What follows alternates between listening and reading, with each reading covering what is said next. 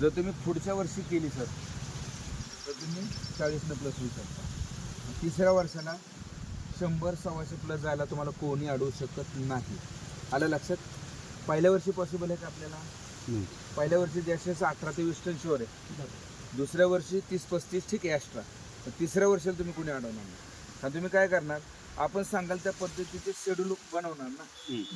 आणि शेतकऱ्याचं काय म्हणणं आहे, आम्हाला साहेब थोडं तरी काहीतरी दाखवा की बाबा तुम्हाला कनेक्ट झाल्यापासून 10 टन वाढला ना तरी शेतकरी खुश. 30,000चं उत्पादन वाढलं, 15 टनानं गेलं तर 45,000नं वाढलं, 20 टन गेला तर 60 टनानं वाढलं, 60,000नं वाढलं. मग दुसऱ्या वर्षाला लागणीपासून हार्वेस्टिंगपर्यंत खतं आमचे काय नाही, खतं तुमचीच राहणार आहे. फक्त मी पाण्याचं pH आणि मुळी वाढवून देणार. मुळी वाढली की अन्न उचललं जाणार. म्हणजे भुका लागली की जेवण जाणार. भुका लागल्यानं दात नाही तोंडात चावणार का?